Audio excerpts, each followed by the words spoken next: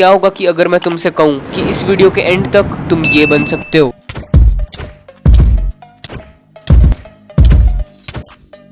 Minecraft के latest version में PVP करना थोड़ा सा मुश्किल होता है क्योंकि उसमें डिफरेंट गेम मोड्स होते हैं। इसलिए आज मैं बात करने वाला हूँ स्वॉर्ड पीवीपी की, जिसको टैंक भी बोलते हैं। लेकिन अगर तुमको धड़ाधड़ कॉम्बोज करने हैं तो तुमको दो चीज़ें आना बहुत ज़्यादा ज़रूरी है, स्प्रिंट रीसेटिंग और अटैक स्पीड। स्प्रिंट रीसेटिंग ये हम तब यूज़ करते हैं जब हमको सामने वाले बंदे को ज़्यादा नॉकबैक देना होता है ताकि हम अच्छे से कॉम्बोज ले पाएँ।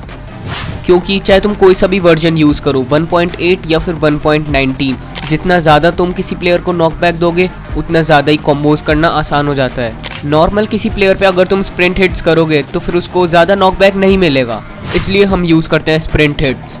स्प्रिंट हिट्स करने के लिए हम दो मेथड्स यूज़ करते हैं, डब्ल्यू टैपिंग और एस टैपिंग।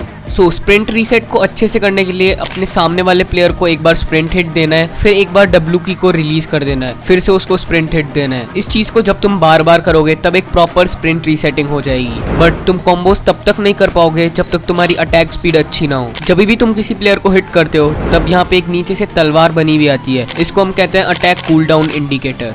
और ये हर वेपन का अलग अलग होता है, जैसे कि एक्स का बहुत ज़्यादा होता है और स्वॉर्ड का थोड़ा सा कम होता है। अगर तुम किसी प्लेयर को स्पैम करके मारते हो तो उसको नॉकबैक कम मिलेगा और तुम अच्छे से कॉम्बोज भी नहीं ले पाओगे, इसलिए तुमको वेट करना पड़ेगा अटैक कूल डाउन इंडिकेटर का जब तक वो फुल नहीं हो जाता।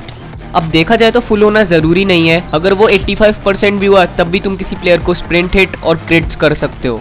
अगर तुमको यही चीज़ परफेक्टली करनी है तो सामने वाले प्लेयर को ग्राउंड में आने से पहले ही तुमको उसको अटैक करना पड़ेगा, मतलब तुमको एक परफेक्ट स्पीड ढूंढनी पड़ेगी उसको हिट करने के लिए।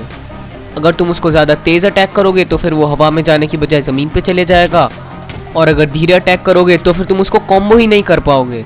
ये ज़रूरी नहीं है कि तुम्हारी अटैक स्पीड हमेशा सेम रहेगी। अगर तुम्हारी पिंग अच्छी है तो फिर अटैक स्पीड नॉर्मल रहेगी, लेकिन अगर तुम्हारी पिंग हाई है तो फिर तुमको थोड़ा सा वेट करना पड़ेगा उसको हिट करने के लिए। ओके, अब तुम अच्छी पीवीपी कर लेते हो लेकिन कॉम्बोज नहीं कर पाते, क्योंकि कॉम्बोज होल्ड करना थोड़ा सा टफ होता है। तो सबसे पहले बात कर लेते हैं कि कॉम्बोज को स्टार्ट कैसे करना है। तो उसके लिए मैं तुमको 3 बेसिक मेथड्स बताऊंगा जिससे तुम इजीली कॉम्बोज स्टार्ट कर सकते हो, और इसमें तुमको सारे अटैक्स स्प्रिंट हिट्स करने हैं। तो सबसे पहले तुमको एक्टिंग करनी है कि तुम सामने वाले प्लेयर को हिट कर रहे हो, मतलब तुम राइट लेफ्ट मूव कर सकते हो, आगे पीछे मूव कर सकते हो, कुछ भी कर सकते हो, बस तुमको ये दिखाना है कि तुम उसको हिट कर रहे हो, लेकिन उसको हिट नहीं करना है। और फिर वो तुमको हिट करेगा और जैसे ही वो अपना हिट मिस करेगा देन तुमको उसको हिट करना है। सेकंड मेथड ये है कि उसके अंदर बिल्कुल घुस जाओ, मतलब उसके अंदर सही में नहीं घुसना है, तुमको 3 ब्लॉक की रीच के अंदर जाना है। अब ये तो तुमको पता ही होगा कि माइनक्राफ्ट में रीच 3 ब्लॉक की होती है और उससे पीछे तुम किसी को भी हिट नहीं कर सकते, और तुमको सामने वाले प्लेयर से रीच मेंटेन करके रखनी है ताकि वो तुमको हिट ना कर पाए और तुम उसको इजीली हिट कर पाओ। तो लास्ट मेथड है अपना हिट सिलेक्टिंग। हिट सिलेक्टिंग में तुमको सामने वाले प्लेयर को ये बोलना है आ भाई मुझे मार, मतलब तुमको वेट करना है जब वो तुमको हिट करेगा, और जैसे ही वो तुमको हिट करेगा तुमको फटाफट से उसको स्प्रिंट हिट कर देना है। बट क्या होगा कि अगर तुम्हारा एनिमी और तुम एक साथ अटैक कर रहे हो तब तुमको अपने अटैक को थोड़ा सा डिले कर देना है, और ये चीज़ बहुत प्रो प्लेयर्स भी यूज़ करते हैं। अब तुमको कॉम्बोज करना तो प्रॉपरली आ ही गया है, बट कॉम्बोज को होल्ड करने के लिए तुमको 3 चीज़ों की ज़रूरत है, स्प्रिंट रीसेटिंग और अटैक स्पीड, जिसकी मैं पहले ही बात कर चुका हूँ, और स्पेसिंग, जो कि मैं अभी तुमको बताने वाला हूँ। जब भी तुम कोई प्लेयर को हिट करते हो उसके बीच में जो डिस्टेंस होता है उसको हम स्पेसिंग कहते हैं, और अगर तुम्हारी अच्छी स्पेसिंग होगी तो तुम सामने वाले प्लेयर को अच्छे से कॉम्बोज दे पाओगे, और इसको हम कहते हैं कॉम्बो लॉकिंग। और ये चीज़ तब होती है जब तुम तुम्हारे एनिमी को हिट कर पाते हो लेकिन वो तुमको हिट नहीं कर पाता है, और इसके लिए तुमको 3 ब्लॉक्स की रीच मेंटेन करनी पड़ेगी तुम्हारे और तुम्हारे एनिमी के बीच में। अगर तुम डब्ल्यू टैपिंग कर रहे हो तो तुमको थोड़ा सा वेट करना पड़ेगा ताकि तुम्हारे प्लेयर को नॉकबैक मिले और तुम उसको फिर से हिट कर पाओ।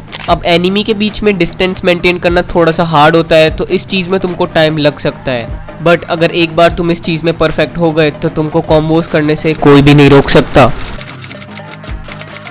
अब पीवीपी में क्रिट्स भी बहुत ज़्यादा इंपॉर्टेंट रोल करते हैं, और क्रिट्स करने के भी अलग अलग तरीके होते हैं, जैसे कि क्रिट चेन्स। जब तुम किसी प्लेयर को नॉन स्टॉप क्रिट्स मारते हो तब उसको क्रिट चेन्स बोलते हैं। पी क्रिट, जब भी कोई प्लेयर तुमको हिट करता है तब तुम थोड़ी सी देर के लिए हवा में होते हो और इसी टाइम में तुमको सामने वाले एनिमी को क्रिट्स मारने हैं, और ये चीज़ भी थोड़ी प्रैक्टिस से आ जाएगी, और जो प्रो प्लेयर्स होते हैं वो उसको बहुत ज़्यादा यूज़ करते हैं। बट क्या होगा कि अगर सामने वाला प्लेयर तुमको क्रिट चेन्स मार रहा हो तब जब भी वो तुम पे हिट कर रहा होगा तब तुमको उसको अटैक नहीं करना है। अगर तुम फिर भी उसको गलत टाइम पे हिट करते हो तब तुम उसको क्रिट हिट्स नहीं मार पाओगे। इसलिए तुमको हमेशा उसके क्रिट हिट्स मारने का इंतजार करना है और राइट टाइम पे उसको हिट करना है। इससे तुम इजीली कॉम्बोस मार पाओगे और पी क्रिट्स भी मार पाओगे।